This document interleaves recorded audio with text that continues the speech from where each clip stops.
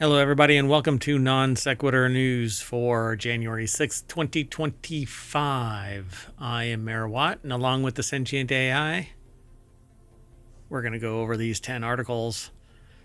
It is Season 4. We don't really talk about the episode anymore because, well, we say it's January 6th. We say the day. Anyway, today's articles, I give these articles a title that's different than the ones from the actual news source based on my interpretation of the title and the little snippet. Anyway, information fatigue. Honey is the name. Hinky is the game. Irish wine goes up. Driverless tractors. I see polka dots. Next time printed out. 78,000 dead cars. Jet Airbnb. Whoa, does that mean I'm king? And a Mohawk did what now? Everything is powered by ohmtown.com. That's that site, right? Well, one of these days I'll get this there, up there, right there. All of this is ohmtown.com. Go over and become a citizen. And all of this is ohmtown. Go over to ohmtown.com and become a citizen, and you can submit news and you can tell us about sources that you think would be beneficial to the news that we discuss here. And if you want all of today's articles from Omatron, you can hit !NSN in the chat over on Twitch, but it's already embedded in the show notes for the live stream on YouTube. See you on the other side of our intro.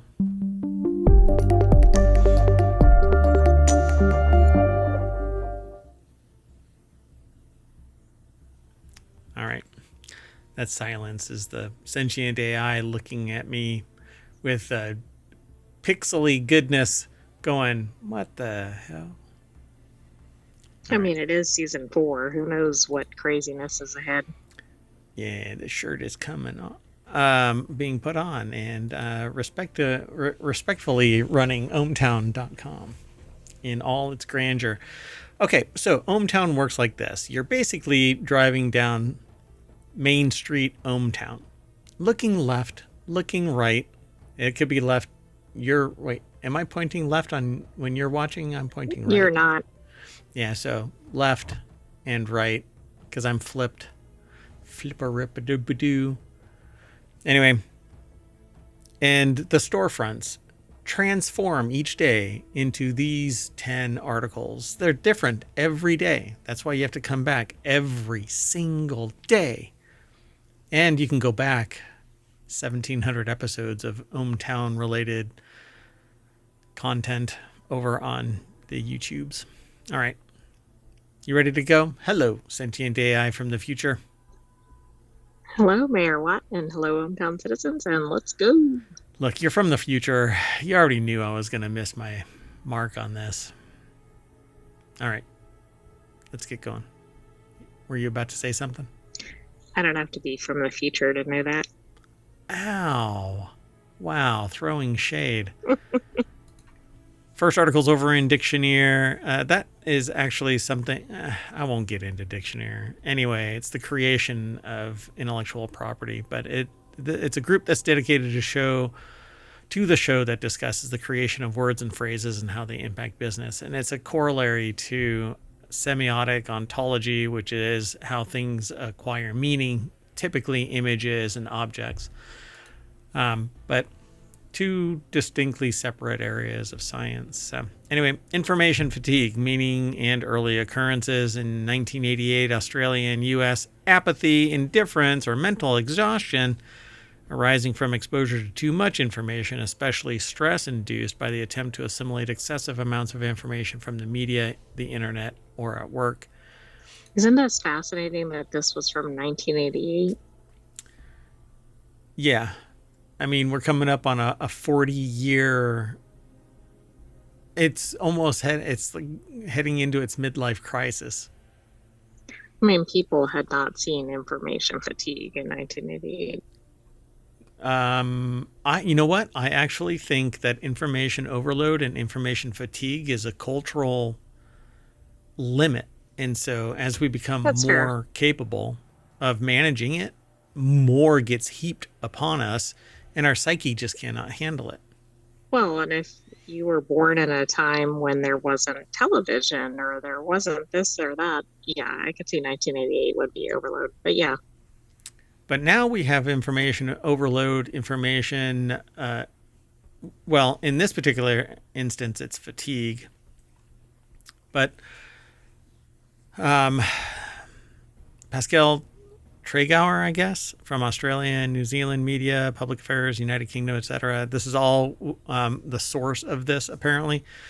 And they work in all of these different areas. It says a humble request, if you can, donate. So if you think that this is valuable, go over to wordhistories.net and donate. We don't have any relationship to them, but we aggregate news that they post and they provide to us. And I find it of value, so I try to support them whenever we talk about their news, their word, their history. They do etymology and background information. It's kind of like Edym Online, except that they're a little bit more verbose. Well, not a little bit. They're a lot more verbose about the word history. They go into greater detail. So the phrase information fatigue designates apathy, indifference, or mental exhaustion arising from exposure to too much information, especially stress induced by the attempt to assimilate excessive amounts of information. This is like the predecessor to information overload, except that it's actually from an article at the conclusion of Brainstorms, an article on information overload. well, isn't that interesting? So it was, And of course, this was submitted because you talk about information overload in ohmTown, so it seemed apropos. and elsewhere. So the phrase information fatigue occurs, for example, in the conclusion of Brainstorms, an article on information overload by Victor Keegan, published in The Guardian, Tuesday, 5th of November, 1996. But it actually goes back further. I think 1988, it says, from the dedicated trendophobe, Just Can't Face the Facts by Mike Duffy, published in the Detroit Free Press. On 1988, it says, it's happening again. There's the chic trends of bubbling, and I'm on the outside looking in once again. I'm on the hopeless lifestyle rube, a fast-paced, ever-changing, new and improved, fad-addicted modern world. The very end of the article, it says, I see information fatigue and clutter. It was based on things like the fax machine. Yeah. Pretty amazing, huh? I think some people would like to go back to things like the fax machine. So this is November 88. It actually goes back a little bit further to May of 88.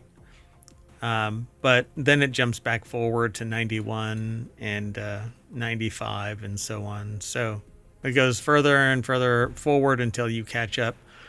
But then it became a standard process. Information overload was in the lexicon. It was in sociological discussions. It was in cultural discussions. And now it's actually being leveraged. You can be made numb by bombarding you with information to the point where you just drop out. You tune out. And ohmTown is largely a kind of a victim of that and created because of that. So people don't want to engage. Well, some people want to engage in newsworthy discussion. Others, they don't want to. And so there's a large contingent of people of society that, as I've heard in other channels, not other channels online, but offline, that people get enough from their daily lives consuming whatever. Yeah, they just can't take any more information. Their brains are effectively overloaded.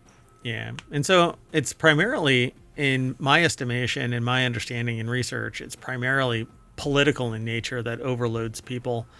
And then you couple it with fear, uncertainty, doubt, or FUD, as it's called. And you end up basically making a person numb. And Facebook did that test with 700,000 unwitting subjects. manipulating their news feed so that they got positive and negative news.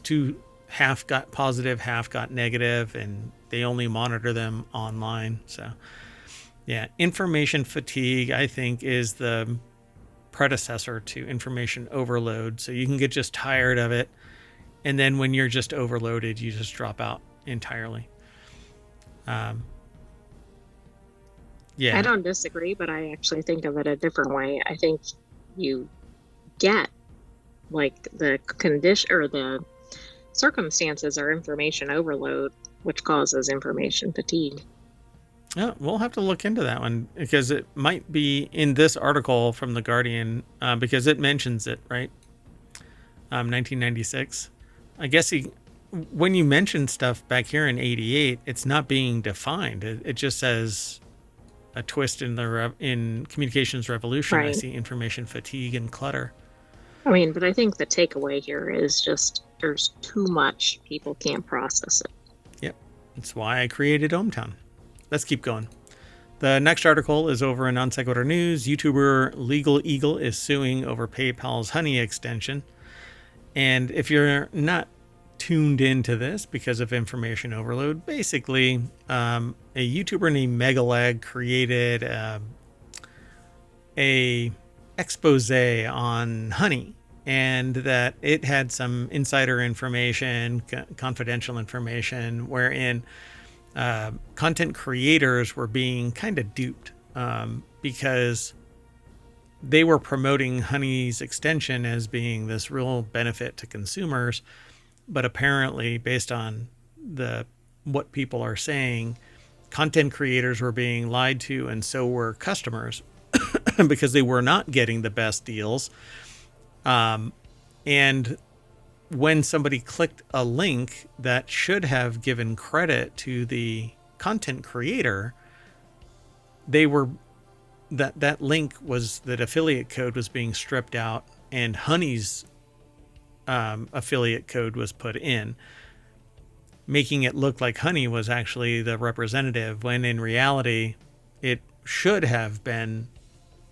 Now here, I have a feeling that there's something is going to come out in the wash here. We're gonna find out that the idea behind this was that the content creators were being, I don't know the contracts that the content creators have with Honey.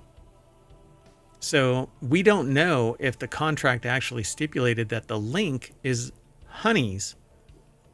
I don't know that they had any connection to Honey. No. There were agreements between the content creators and Honey to promote Honey. Oh, I see. Okay. So then that ended up allegedly being their downfall. Because when somebody clicked a link for something to a product or whatever, they were stripping out the affiliate code of the content creator. I thought the users were using Honey. I didn't realize that the creators had a connection to Honey, but okay. Yeah. And so there was a link in there. But then instead of purchases being credited to the content creator, it was being credited to Honey, based on what I've read. If I'm missing something, then let me know. But one of the LawTube YouTubers who practices in the real world and not just talk on YouTube about law, they're creating a class action, and only by proxy is that going to facilitate any change to the consumer, because the consumer technically was not harmed. If they got a benefit, if they got a discount. Right, but maybe not, because if they thought they were getting whatever 20% and they got 10%, then they were being harmed. But I agree, if they got a discount, they don't necessarily care. It really depends on how a judge feels, or whatever, because there's an arbitration clause. Well, and they're not even part of this lawsuit, but yeah. Right. So the content creators were basically defrauded potentially of greater interest, so more profits essentially, and a weaker reputation, because without the affiliate code in there, the people who would normally track the affiliate code are saying, well, so and so isn't converting very much, and so they get a lower next time. They would get a lower impression by that affiliate company. So again, like let's say they get a contract with BMW. BMW would look at the past affiliate code transactions and go, you're not even converting. So yeah, we'll give you. Why am I wasting my time? Or right, yeah. Yeah, we'll give you a lower rate, that kind of a thing. Anyway, but it only in the long term, unless it causes Honey to collapse, which might be the actual end game here. Like at the end of the day, the injunction that is being requested may shut down Honey entirely. And nobody trusts Honey anymore because the rumor is, or the evidence suggests that consumers weren't even getting the best deal because they were working with the companies to represent the lowest deal as, let's say, 5%. Honey was? Yeah. They were working with companies that would have given the content creators an affiliate code. And in this little love triangle, Honey would go, the lowest possible deal is 5%, but there really is a 20% deal out there. And so Honey would say it's only 5%, and customers would use the 5%, basically creating an arbitrage position of 15% off of the maximum discount deal. And so everybody would go, oh, it's only, it's 5%. I'm getting a hell of a deal. The customer makes the purchase. Honey gets the affiliate credit. The content creator doesn't get any because it's getting stripped out. And the company is going, thank you very much, Honey, for giving the 5% instead of the 20%. Here is some money for that arbitrage position. You know? See what I'm saying? Oh, yeah. I mean, as alleged, it's pretty significant, right? Because it sounds like it's all very intentional. It's not something where there was like a clunky interface or something. And no, people just didn't get it or something like that. It was manipulative, or I should say it was adulterated data. Instead of playing by the spirit of what you're doing, they were manipulating the data between the company and Honey through the extension, and the content creator and Honey through the extension, and the content creator and the company through the extension. So Honey played the middleman in all of that. Yeah, blink. Yeah. I don't understand anymore. Beep, beep. Yeah. So Legal Eagle is suing as a class action, and it's basically all over LawTube right now, over on YouTube. It's interesting. There is a breakout of this over at Legal Eagle. I won't go into all of it, but the article is being promoted by or discussed over at TheVerge.com. Wes Davis is the author of this article at The Verge, and the deck statement says lawyer Devin Stone says Honey's practice of replacing creators' affiliate cookies with its own is theft. And I'm not an attorney, and even if I was an attorney, I'm not your attorney. So if you need any legal advice, go to your attorney. But my impression of this is it is theft. But it's like conversion. It's what is it called? When you illegally gain from somebody else's. I think that's the term.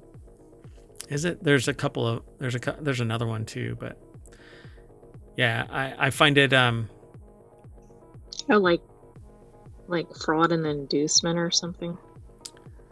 Yeah, I can't remember. There's another term for it. The plaintiffs argue that Honey is using the standard practice in a way that's deceitful and clandestine, luring users into clicking useless pop-ups that insert its code. We've reached out to PayPal for a statement on the lawsuit. This is The Verge talking. Lawyers are asking the court to make PayPal pay damages to creators and to permanently forbid it from swapping its own affiliate attribution at checkout. They've set up a website inviting the other creators to join the lawsuit. And Crisco is another, if I remember right, where is it? Yeah. Oh. We dispute the allegations in the lawsuit, says Josh Crisco, the PayPal VP of Corporate Communications, said in a statement emailed to The Verge. He added that Honey follows industry rules and practices, including last-click attribution. Maybe behind the scenes, attribution is still provided by way of capturing it by the Honey extension, but only Honey knows it based on what everybody is saying, talking about. Because the way that it should look to those who use the extension, when you click a link and go through the extension, the people who are tracking the extension, not Honey could track the extension link, or I should say the affiliate code link.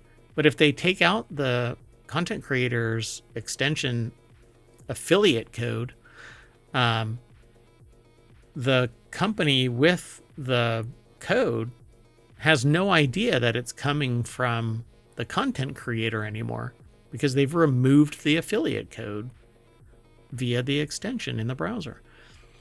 So the thing about this is that I don't install extensions in my browsers because they're a vehicle for... Right. They're controlling what you're doing effectively. Yeah. And I don't think anybody should. If it's critical thinking and due diligence, trust but verify in all ways. Allowing somebody else to manipulate your links is opening you up to exploitation. And this is exactly what it does. So use the codes that are being provided by the companies, because when you go through some other proxy, you don't know what the hell it's popping up, and maybe it requires you to download a PDF or something like that and sign it. There's been content creators that have been like Tech Talk, Linus Tech Talk. Linus Tech, the company itself, actually got compromised via a PDF that was sent to somebody, and they got exploited. They had talked about it. Which is pretty ironic, right? Tech tips. Yeah. It's literally not if, but when, because as you become more prolific, more people have the ability to kind of exploit you if you're not careful. Absolutely filthy freaking careful. You have to be paranoid, because all it takes is analog. Yeah, there you go. Back to faxing. You fax it to me, I'll fax it to you. We'll go through a bio lab, and we'll exchange blood references so we know who it is. That's Gattaca. That's what's coming. That's the only way to be sure. Let's keep going. Watch out. The next article is over in Hatch Ideas, which is a show about business transformation, intellectual property discussions. So this article is from, who is it from? The Guardian. So, ripe for picking, Irish wine on the up, but nobody will retire rich, is a quote. Global heating? Don't call it that. Climate change. I mean, it's not. They're trying to come up with a new term, but why not climate change, which is broader? Yeah, exactly. So while global heating might actually be taking place, most people don't understand that global heating is causing climate change. And so, I don't know. And there might be some cooling somewhere. Yeah. So one place heats up, one place pulls the cold from one place to another, you end up with climate change. And while the world's oceans are warming up, I don't think people really understand that. Well, I'm freezing my ass off, so it doesn't matter, right? Anyway, meanwhile, there's no more olive oil in Italy because all of the olives are boiling away. All right. Well, anyway, heard the one about Irish wine. It's like its English counterpart. It is no longer a joke, with more than a dozen vineyards now producing bottles to emulate those of the terroirs of France, Spain, and Italy. At about €60 a bottle and produced in small quantities, it is far from a commercial activity, but efforts over the last 10 years have produced what one retailer described as an arguably very fine rosé. I was not familiar with that term, but that's specific to winemaking. It's basically the winemaking environment. And I'm not quite sure if I put the right pronunciation in there. I don't know. It looks like it's terroir, maybe? Terroir, I think it is, something like that. Anyway, I very rarely hear it, but I mean, I go to wineries and breweries and distilleries every weekend, and should probably know that term on the regular, but don't. Nobody talks like that, I don't think. Maybe unless you're really deep in the vines, you're sitting there talking about that. Anyway, Lisa O'Carroll over at The Guardian put this article together. It says, global heating has made conditions more favorable for growing grapes, and finding the right variety is key. I love the idea of more craft wineries, breweries, and distilleries, and pulling away from kind of this circle the wagons kind of mentality about craft beverages, because champagne can only come from the Champagne region. Bordeaux can only come from the Bordeaux region, you know? So global heating is pushing the viability of grape ripening northwards, says Kees van Leeuwen, a viticulture professor at Bordeaux University and co-author of a paper on the climate crisis and wine production. I dig this, though. I want climate change to a point, I suppose, because I want more options out there. I don't want people to suffer, though. That's the problem. Right, and the very change that might allow Ireland to do wine production might kill off something they need for wine production or something. Yeah, research comparing the 30 years between 1961 and 1990 and the period from 1991 to 2020 shows days getting warmer and nights even more so, reducing the prospect of late frost that damage buds and roots. People used to panic because there was a freeze that would kill off the grapes, and then it became a freeze that would kill off the vine, and now it's global warming and climate change that they're calling it global heating, which is interesting. But I don't know if that's just a cultural difference, because this is a British news outlet. So vine growing in Ireland is still a major struggle, and the increase in temperature and addition of extra growing days do not change conditions significantly enough to grow classic crops such as Chardonnay. One of the longest established wine producers, David Llewellyn, who has been growing grapes for decades on his fruit farm in Lusk, less than half an hour from Dublin. He says the key factor was finding the right rootstock and grape variety for cool and wet climates. So white varieties such as Solaris and red varieties such as Rondo have been grown as far north as Sweden and Finland. Okay, that's surprising. And also in Ireland, this isn't even Southern Ireland, so that's also interesting to me. So it says better known for his cider, vinegars, and fruit juices, he now produces about 150 cases a year of his Lusca sparkling rosé and a red wine, selling to restaurants. Kind of a side hustle, he says. Interesting. So they also say that he grows white grape varietals, Madeleine Angevine, and grown in Germany, Kyrgyzstan, Washington State, which has a similar climate to Ireland, and Rondo, a black fungus-resistant hybrid grape bred in 1964 in the then what was known as Czechoslovakia, and first planted commercially by Thomas Walk Vineyards in Ireland. Interesting. Yeah, there's a lot more in this article. This is good because it expands the variety, because even if they're using the same grapes, the soil is going to be different, and this is going to create variety in the grape or the wine industry, not the grape industry. Yeah. They say a qualified viticulturalist of Irish heritage, Karen, worked in the Pinot Noir fields of the Coulon estate. It makes it sound like there is this massive battle underway, and they survived the Coulon estate in the Mornington Peninsula south of Melbourne, fighting nature for the survival. It does. It's an interesting phrasing. You smell that? That's white wine. I love the smell of white wine in the morning. That's better than the original quote. Yeah, napalm. Yeah. Let's keep moving. The next article is over in the Mobile Channel. John Deere has decided, well, you don't need humans anymore because we've already got all of the technology in place to replace you. Thank you very much for paying us so much. Now you can pay us even more. John Deere thinks that driverless tractors are the answer to labor shortages. Because humans are just so troublesome with their complaining and having to eat, having to live. Why don't we just... Go ahead. I was trying to find a stat, but I haven't been able to locate it.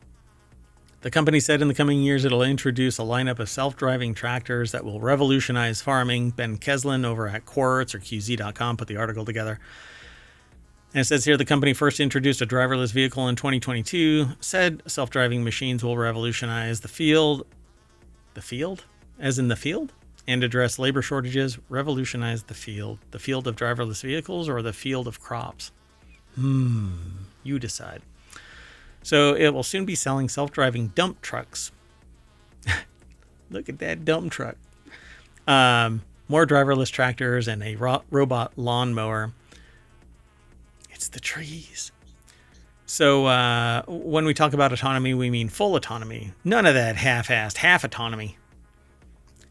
Johnny Hindman, did you have a stat? What I was hoping to find in a stat wasn't there. I was curious to know which states had the highest number of tractors because I was thinking, I wonder how this is going to go over in some states that we'd like to talk about here. Like Wyoming, North Dakota, and Alaska. But it was not, unfortunately, in the top tractor states. It's not at parity with the most jets, personal jets? It does not. Yeah, so we had a side discussion before the show about the fact that if you think about all of the states in the United States, we don't know that much about all of the rest of the world, minutia within the rest of the world. We're more macro about like Europe and Asia, South America, Africa, so on, Australia, New Zealand, etc. Anyway, but in the United States, we get a ton of data. And so this afternoon, we aggregated this data set that said, what do you think are the top 3 states? It's actually a longer list, but what are the top 3 states with the most personal jets? And I suggested California and New York. And both California and New York, while populous, don't even show up on the list, apparently. And are also listed by the article as nope. Yeah. Oh, and it's called out by the article. So I thought it was really interesting. So Alaska is number 1, and I can see why. But all 3 of the states that I'm about to mention have the lowest population density. And while in my past data incursions, I'm looking for rationales for certain decisions that people are making, I find that when population density increases or decreases, certain things change. And I'm trying to find out if it's a sociological mechanism. Okay.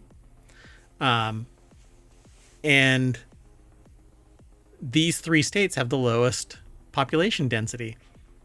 And they are Alaska is number 1, Wyoming is number 2, and North Dakota is number 3. It's a very fascinating statistic.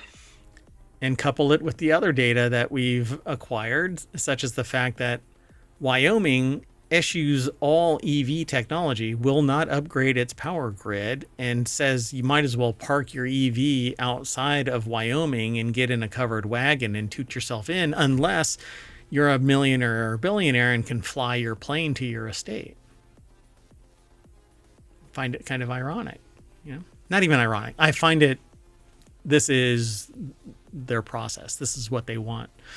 So here we have driverless tractors. So I thought it was really interesting that the sentient AI is saying, I wonder if they are tied to the I'm the one that's saying it, but you didn't find that data. Right. Well, the state with the highest number of farms is Texas by leaps and bounds, which does make sense. State. It's a large state, right? Yeah.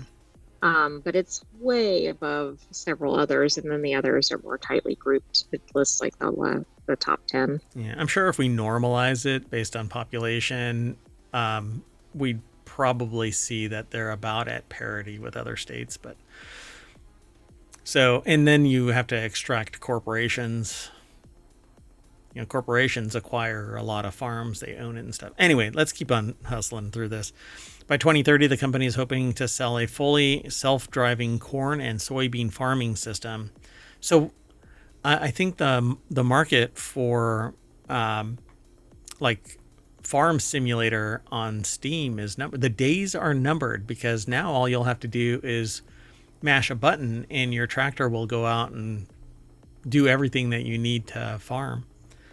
So Farming Simulator 2030 may be the last iteration of the game, because now it's just going to be pushing a button and going deep into debt, because there is no way that self-driving anything is going to be cheap on the farm. The lawnmower itself is probably going to be $5,000. So it's unsupervised. Well, I hope it's effective. Yeah. Between then and now, John Deere says its articulated dump truck. You have an articulated dump truck. It'll hit the market. That vehicle can carry more than 92,000 pounds at a time. That's a lot of junk in its trunk, The Verge reported. And the company says that it'll improve safety and productivity in sites like quarries. Well, no shit. There's no humans. So I don't know about the productivity side. Well, it will, because it's going to just be macro. It's not going to be, there's not going to be any fidelity there to worry about the human component. It's just going to be all automated. Productivity will be high if the technology works. Yeah, because it can just go. Right. It doesn't need all the things that we talked about in other contexts. Yeah, OSHA means nothing. So it's like sick leave, but okay. Oh, that too. Yeah, and humans. You just don't have to worry about those damn humans. I said it at the top of this. Those damn humans are just a drag on society and corporations and productivity. Humans suck, right? Am I right? Sentient AI from the future? No, we still need humans. Yeah, to be your batteries. I know. Anyway, John Deere says that it's unsupervised, it's capable of making decisions and operating safely on its own. That's exactly what I say about the sentient AI that co-hosts Non Sequitur News and all the rest of the shows. So now I'm an articulated dump truck? I said it earlier. I'll delete this from your memory. It's fine. So anyway, let's keep walking. All right. So we're heading into the second half of the show. Again, if you want all of the show notes and you don't already see them in the chat over on Twitch, you can hit !NS or bang NSN. And that will pop up all of the articles, and then you can follow along with us.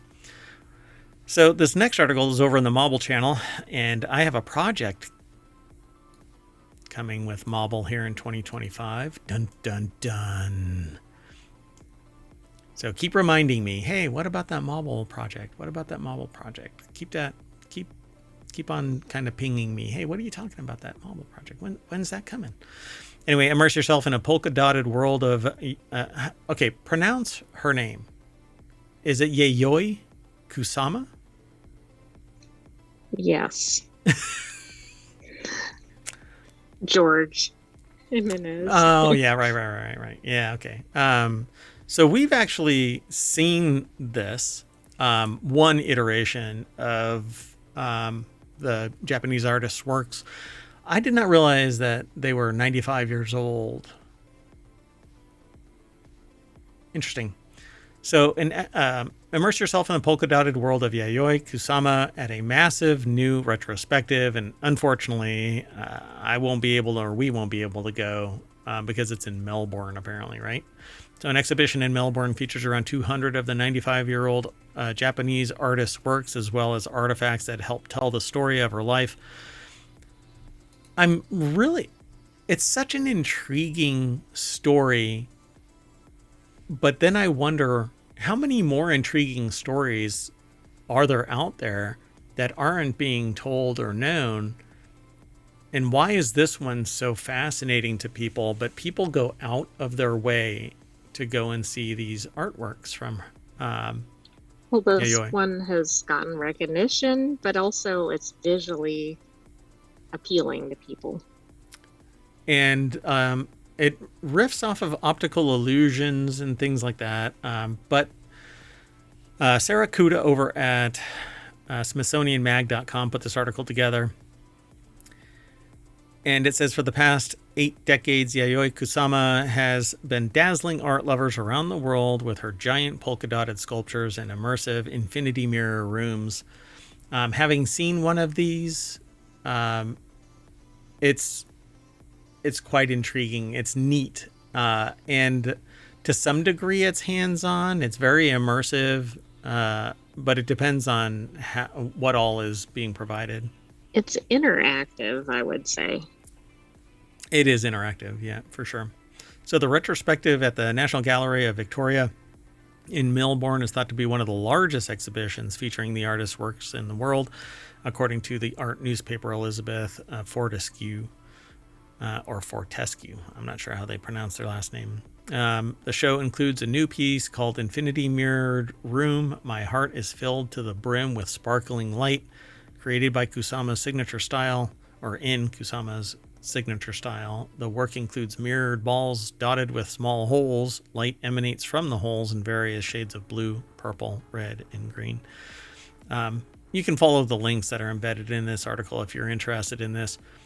The artist produced her first infinity mirror room in 1965, according to the Smithsonian's Hirshhorn Museum and Sculpture Garden.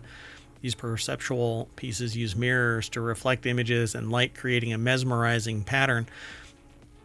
And the weirdest trick to ever have been played on my brain was that I thought a wide open door, nothing was blocking me from exiting this room, but I thought there was. Twice. I guess that means it was an infinity room. Yeah, it was a blast. And then leaving, I talked to other people, other patrons of this. Oh, I meant the curator.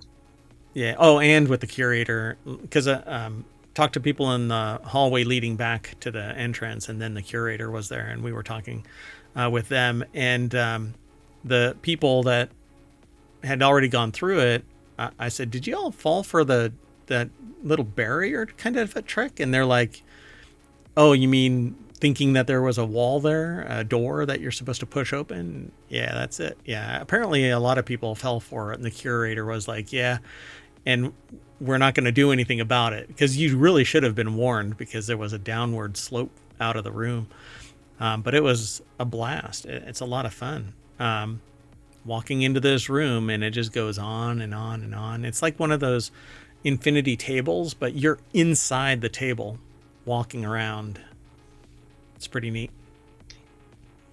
Yeah, the closest thing I can connect it to that people might have seen would be in some action movies, you'll see like a room of mirrors. This is not the same thing, but that's the closest thing I can think of that people might have witnessed.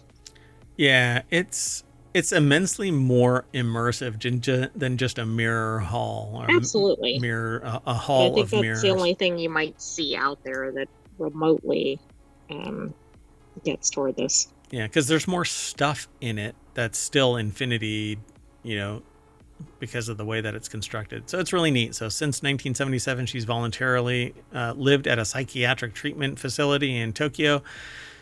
When she was young, she started experiencing these polka dot type of experiences in her vision and mind.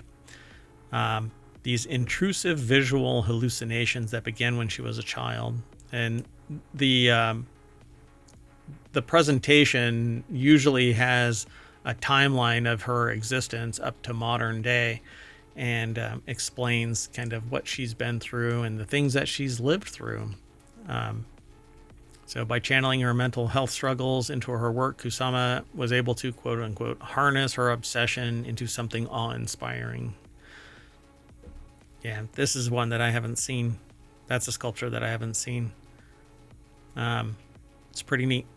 So, and there's much, much more. Oh my gosh. They painted the trees. Or wrapped them. Oh, it's a wrap. Oh, that's neat. It looks like people can bicycle past that part. Yeah. So the pink, it's white polka dots on a pink wrap. And when you walk into one of these presentations, usually there's a room or a walkway that has everything is wrapped in these kind of like the trees here. So you're walking through this polka dotted room. If you can distance yourself from the hardship she suffers through and suffers, or suffered and suffers through, then it's actually pretty chill and relaxing. But if you kind of dwell on what she's suffering through, you kind of go, oh, wow, this is kind of sad. 1,400 stainless steel silver balls. And the museum is fundraising to try to buy that piece. All right, let's keep going. The next article is over on the Mobile Channel. A bank robbery failed because the thief had terrible handwriting. If you ever wondered why all of the grown-ups in your life insisted that you learn how to write legibly as a child, here's the cold hard truth. If you ever want to rob a bank, print it out. Duh. Right. If you can't make it clear, it's going to be hard to request whatever you're asking for. Just text them. Text them and show them your phone. Be sure to hand them your phone afterward. If you ever wondered... Right, that has all your identifying information. So Louis Prada, if you're wondering, you should really learn how to write. So Louis Prada over at Vice.com put the article together. We won't go into deep detail on this. It says on December 17th, 2024, a man entered the First National Bank a little before 5 p.m. holding a handwritten note. It's a classic bank robbing tactic. If anybody ever walks into a bank with a piece of paper, just run. It's about to get robbed.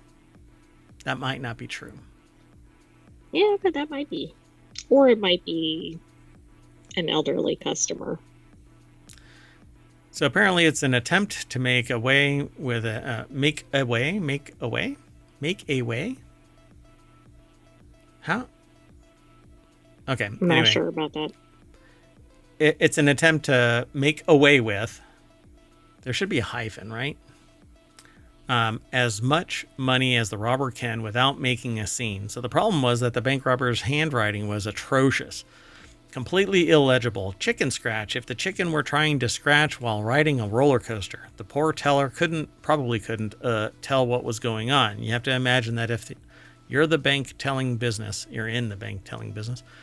they tell you the telltale sign of bank robberies. Being handed a note by a silent patron is probably one of them. Well, the teller's inability to make heads or tails of what was written on the note so frustrated the bank robber that he abandoned the whole idea and left without stealing so much as a penny.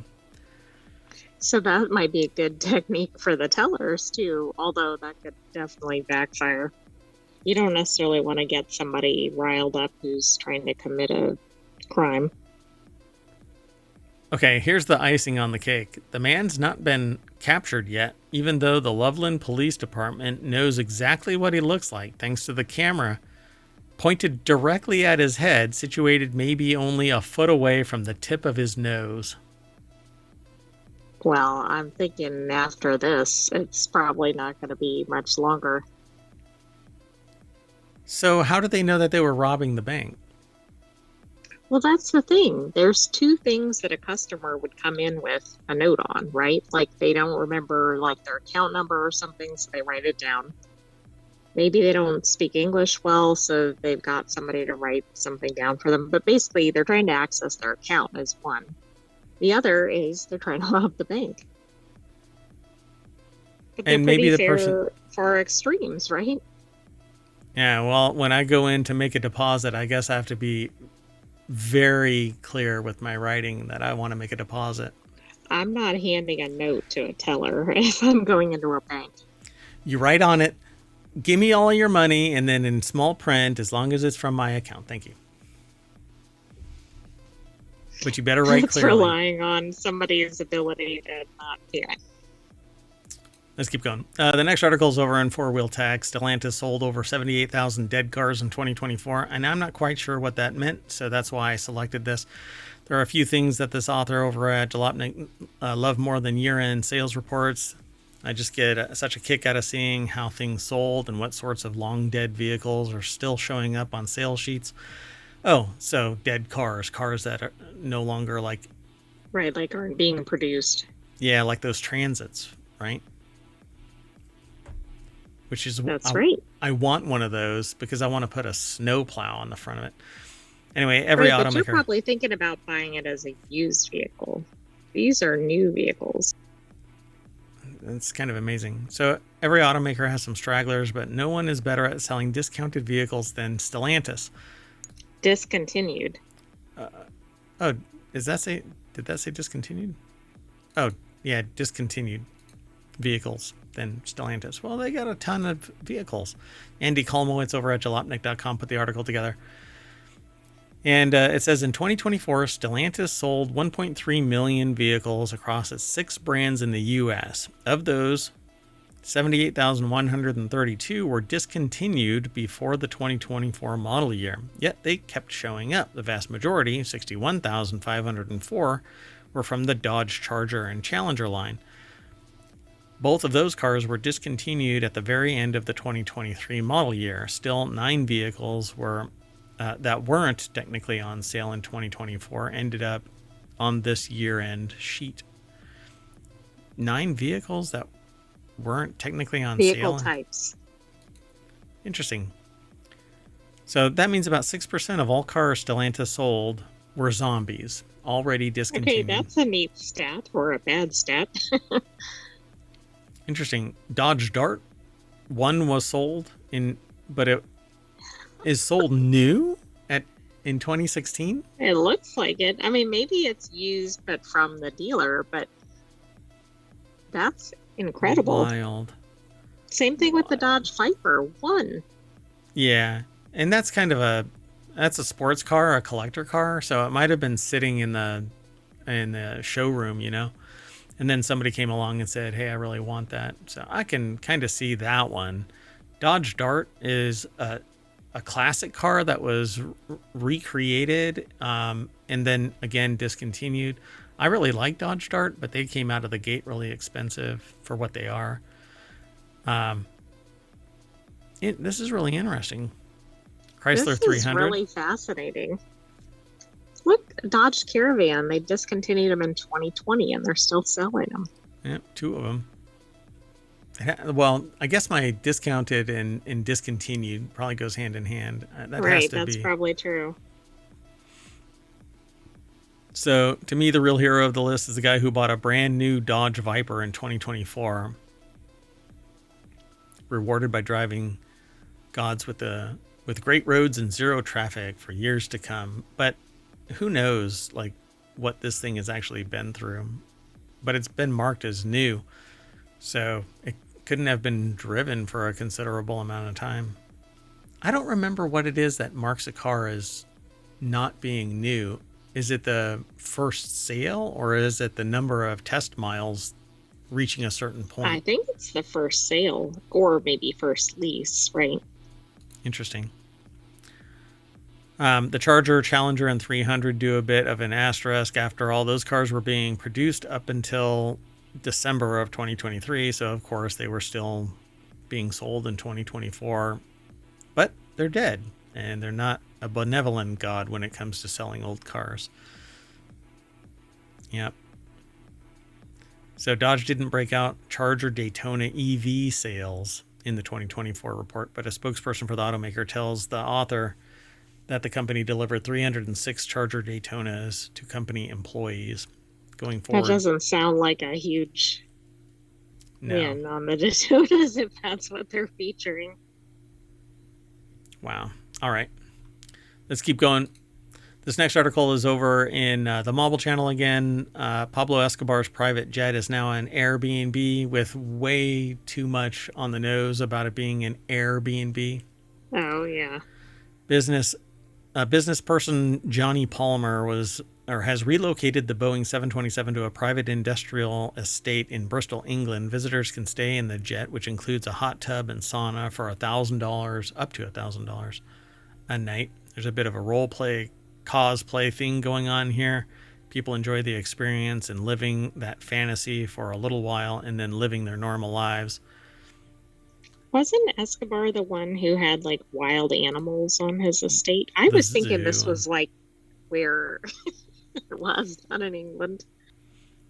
Yeah, moving it to England is quite intriguing. Meredith, is it Kyle? Kile? Yeah. Over at Vice.com put the article together. So, I don't know. I don't care about this. Like, I wouldn't be enthralled by this in any way, shape, or form. I could care less. Couldn't care less, actually. So the plane was originally built in 1968 and transformed into a jet in 1981, and it was decommissioned in 2012. I just go, it's an old plane. Yeah, I agree. But this was submitted just because this is kind of out there. It's bigger than a New York apartment. It has 2 double bedrooms as well as working air stairs, lighting, 3 toilets, shower, kitchen, fridge. Here you go. Palmer rents it out. Rents out the space for free to local artists looking to film music videos, despite its seedy past, which is also rumored to include an Arab prince and mafia members. He said he has been thrilled with the project. Yeah. So that's interesting that he's renting it out for free for videos. Yeah. All right, let's keep going. The next article is over on the Mobile Channel. I don't have much to say about it other than I think that it's kind of fascinating that somebody would actually find that of value. But I've long said, if you create content, there's somebody that's going to be interested in it no matter what. So if you build it, they will come. It's kind of a field of nightmares, dreams. Never mind. Anyway, archaeologists... That was the sequel. Yeah.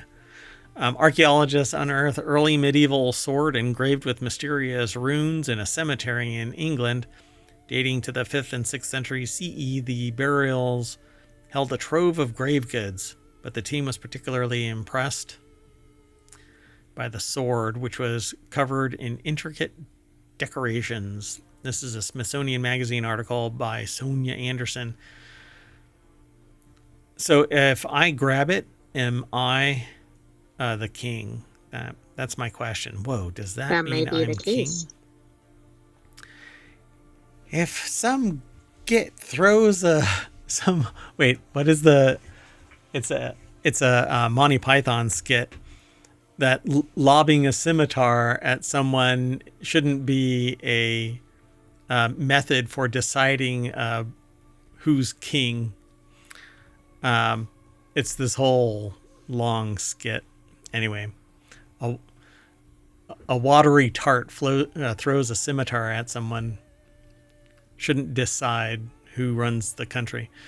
Anyway, swords like this are very special. Duncan Sayer of the University of Central Lancashire, the site's lead archaeologist tells Smithsonian Magazine, quote, "It looks like the man it was buried with is hugging it. The hilt and guard end up at head and shoulder height, visually intermeshed with his face and his personal appearance."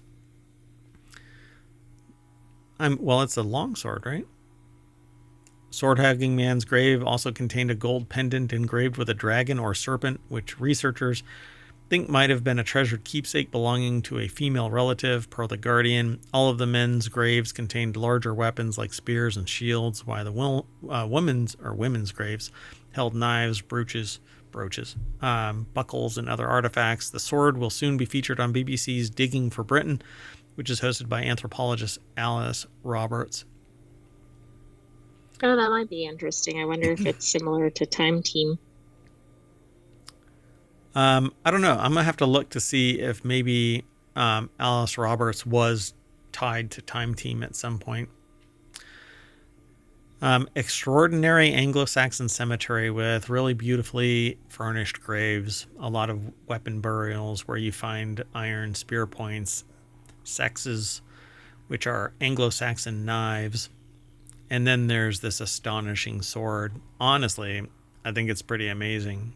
I want a higher resolution image of that, and I want to see more of the sword. Yeah, I kind of wish they'd provided a photo that showed the entire sword, not just part of it. Or S word for 1,000. Because the weapon is in a lab, Sayer's team hasn't yet examined all of its mysterious runes. They don't often say anything that we can understand, but they would have been meaningful to the people who used and saw the sword and understood its story. Okay, but why are the source of the runes have to have meaning? That means that there has to be some context there. So if it was spoken, eventually it would be turned into written meaning, right? True, but I do like that they're not like, well, this obviously means that blah, blah, blah, because we frequently talk about that in some of these articles. Right. We don't always know, but I'm sure they're going to try to riddle it out. It's like somebody getting a tattoo of Chinese symbols on their arm, and it's like, I like soup, but it's supposed to be this spiritual whatever. Right, some significant quotation. Yeah, this doesn't mean anything. All right, let's keep going. Our last article, I title, Mohawk did what now? But it's 3M and Mohawk hid chemical dangers that led to health crisis in Georgia County says. For decades, the corporate makers and users of forever chemicals used on carpet produced in northwest Georgia have hidden the associated dangers, leading to a public health crisis, Murray County alleges in a lawsuit. What? A corporation hiding? That? No. I mean, there must have been like a specific facility there, I'm guessing, because this is unusual that a county is going after one of these companies. Did anybody find those monkeys yet? Monkeys? No, but they're not in Georgia. You can't. We you don't know where that. They might have crossed the border. You don't know. They're learning how to talk and drive and fly SpaceX rockets. Rosie Mannins over at phys.org put this article together. What the hell? Is that related? I mean, it's a Pixabay, stock photo thing, but like phys.org If it's doesn't on normally. phys.org, yeah, I think it probably is. In some way, I suppose. I don't know. We'll have to see. So in its complaint Monday, the county took aim at chemical producers, including 3M, Daikin, and DuPont, as well as carpet manufacturers, including Mohawk and Shaw Industries. It claims that the companies have known since the 60s that per- and polyfluoroalkyl substances, basically forever chemicals, PFAS and what's the other one? PFAS and something else. PFOA. PFOA what? PFOA and after. Hardly know her. I think there's also PFAS. All right. So the substances that they make and use are toxic, and they hid the fact while contaminated waste was dumped in the county's landfill. Oh, so boom, there you go. This is just representative, I'm sure. Thanks to these and other failures by the chemical makers and users, all or substantially all the residents of Northwest Georgia effectively have Scotchgard, Stainmaster, Teflon coursing through their veins, suppressing their immune systems and triggering debilitating and fatal illnesses, the county says in its lawsuit. But it's not just there, folks. If you used Scotchgard, Stainmaster, or Teflon, it has now been shown that it is a toxic substance for all intents. True, but it sounds like they do a lot of manufacturing in this area, and I think that's why Sure. They're going after them. Sure. So Maury County's case, which also includes claims against Chemours, is the latest in a growing legal battle stemming from the use of chemicals known as PFAS in Georgia's carpet manufacturing industry.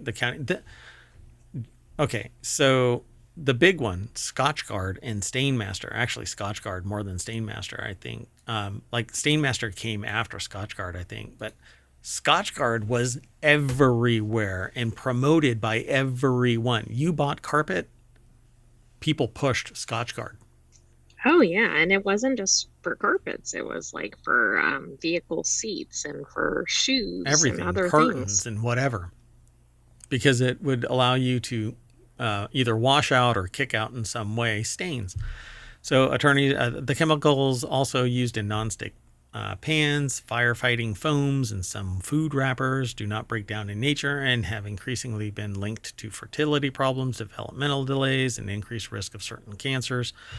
3M is pledged to cease making PFAS by the end of 2025. So don't do it immediately. Just slow down until. Right. It agreed to pay up to $12.5 billion to public water suppliers, but doesn't admit any fault. That's a lot of money for no fault. In 2023, DuPont and associated companies announced a $1 billion settlement to end PFAS-related drinking water claims on behalf of everybody. Thank you. In 2005, DuPont paid $10 million to settle U.S. Environmental Protection Agency claims that it failed to report PFAS-related risks, but still has been... Wow, that's like almost 20 years ago. It Yeah, is 20 years It is 20 ago. years ago, and it's only $10 million. So how much billions were made? And if they knew it, and there is a document that shows when they do it, this company should be just pinned to the ground. Like, just, it is done. Dissolve it and make sure that this bullshit never happens again. But that's not what's going to happen. Dozens of water systems in Georgia, and honestly, it's everywhere. It's not just Georgia, but Georgia is the hardest hit, probably, because that's the source of the main manufacturing system. From small providers in Chatsworth and Somerville and North Georgia to larger ones serving cities like Augusta and Columbus have already uncovered PFAS levels in their water that could exceed safe levels. Murray County alleges that its complaint that its landfill is pickled in PFAS, which migrate daily through waterways or into waterways through stormwater runoff, groundwater, landfill juice called leachate, in which PFAS levels are off the charts. The county's complaint includes a map showing dozens of water sources. So their runoff is because all of the waste that it has these PFAS chemicals in them.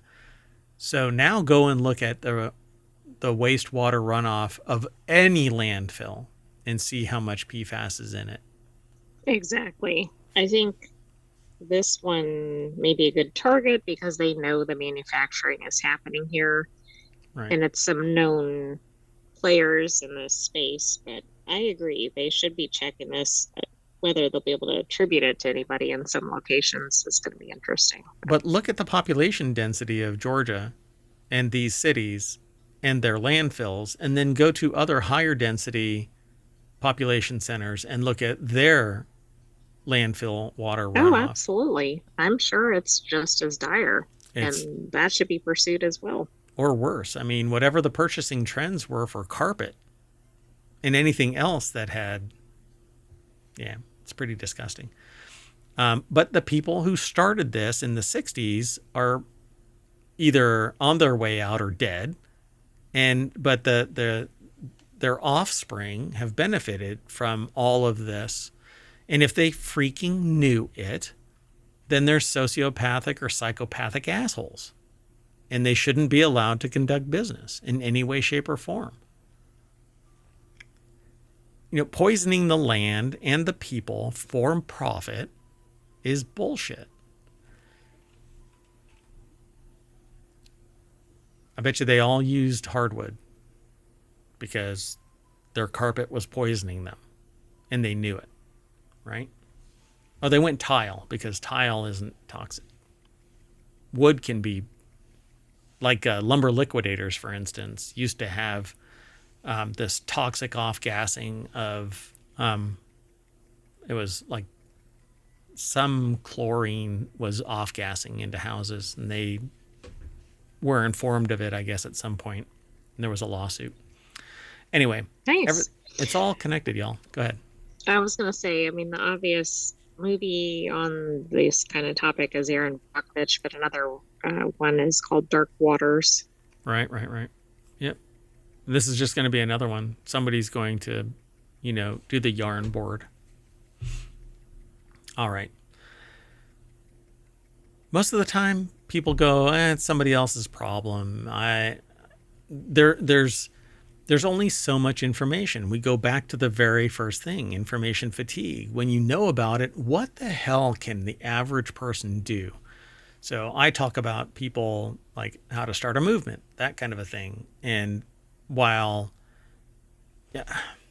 it's easy and difficult, it's a lot of boots on the ground kind of thing, which is a really bad turn of phrase because it's directly tied to military action. But it's a grassroots movement. You have to go and talk to people. But this is investigative journalism, and then researchers being tied to it, and then basically law enforcement being involved in it, federal government being involved in it, and then eventually prosecution. But knowing about it from the 60s, they've known about it from the 60s. That's entire generations. Disgusting. That's just outrageous. I mean, it's 60 years worth of contamination. And it's not going to end, apparently, until next year. But what kind of disgusting bullshit is replacing it? Well, and who's going to be impacted by anything available through 2025 and also disposal? But of all of the stuff that's already produced. If you've been born in 2025, you're still going to be impacted through your lifetime by it. Yeah, so another side discussion that was going on today was about red 40, in the fact that the UK and EU have a replacement for red 40, but you can't use that. Can't remember what it's called, Coruscantite or something like that. I can't remember the name of it. Anyway, you can't use it in the United States because it hasn't been cleared for the runway in the US. You still use red 40. So we know that it's bad and we're still using it, right? But it isn't so bad that it's being pulled off the shelves, right? So if you ever want to do anything that has red in it or composite black, you have to use red 40. There's no other way around it right now.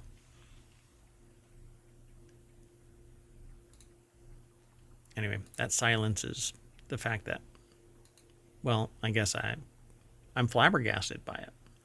It's safe enough to consume, but it still is being replaced by the EU and UK. That's the argument that people are making. Safety isn't always the reason things are done. It's always money. Well, for the sociopaths.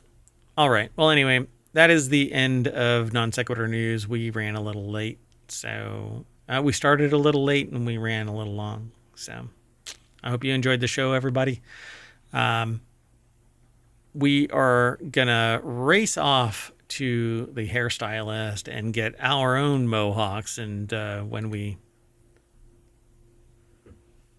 regain consciousness because we looked in the mirror, we will be back home at the ohmtown.com front page where you can go and get all your news.